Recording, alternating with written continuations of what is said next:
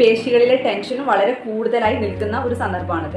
അപ്പോൾ ആ ഒരു സമയത്ത് നമ്മൾ എക്സസൈസുകൾ സെർച്ച് ചെയ്യുന്ന സമയത്ത് ഇങ്ങനെ പിടിച്ച് കൈ ഈ ഭാഗത്തേക്ക് ചലിപ്പിച്ചുകൊണ്ട് ഈ ഒരു ടെൻഡനെ സ്ട്രെച്ച് ചെയ്യുന്ന വ്യായാമങ്ങൾ കാണാറുണ്ട്. പക്ഷെ പലപ്പോഴും നല്ലോണം വേദനയുള്ള സമയത്ത് ഈ സ്ട്രെച്ചിങ് എക്സസൈസുകൾ ചെയ്യുന്നത് ആ ഒരു ടെൻഡനെ കൂടുതൽ പ്രയാസത്തിലാക്കാനും ഈ ഒരു സിംറ്റംസ്, ഈ വേദനയും കാര്യങ്ങളും കൂടാനും കാരണമായി തീരും. പകരം ഈ ഒരു പേശികളുടെ ഒരു നോർമൽ ലെങ്ത്, ആ ചുരുങ്ങിയ അവസ്ഥയിൽ നിന്ന് ആ ഒരു ടൈറ്റായ അവസ്ഥയിൽ നിന്ന് അതിൻ്റെ ഒരു നോർമൽ ലെങ്ത്തിലേക്ക് അതിനെ കൊണ്ടുവരാൻ നമുക്ക് ചില വ്യായാമങ്ങൾ ചെയ്തു തുടങ്ങാം. വ്യായാമങ്ങൾ ചെയ്യുന്നതിന് മുമ്പ് നമ്മുടെ വേദനയുടെ തീവ്രത ഒരു 10 മാർക്ക് ചെയ്യുകയാണെങ്കിൽ ഒരു 3 or 4 ആയി ചുരുങ്ങി എന്ന് ഉറപ്പുവരുത്തിയതിന് ശേഷം വ്യായാമം ചെയ്യാം. ഏതെങ്കിലും വ്യായാമം ചെയ്യുന്ന സമയത്ത് നമുക്ക് പെയിൻ ഉണ്ടാവുകയാണ്, ആ പെയിന് വ്യായാമം അവസാനിപ്പിച്ചതിന് ശേഷം 10 or 20 മിനിറ്റോളം നീണ്ടു നിൽക്കുന്നതെങ്കിൽ നമ്മൾ ആ ഒരു ചെയ്യുന്ന പ്രൊസീജിയർ ശരിയല്ല, അല്ലെങ്കിൽ ആ മസാജ് അല്ലെങ്കിൽ ആ എക്സസൈസ് ടെക്നിക്ക് നമ്മൾ ഒഴിവാക്കാം. നമ്മൾ ഏതോ അർത്ഥത്തിൽ ആ ടെൻഡനെ, ആ ഒരു ഇൻഫ്ലെയിംഡ് ആയിട്ടുള്ള ആ ഒരു സ്ട്രക്ചറിനെ വീണ്ടും ഇറിറ്റേറ്റ്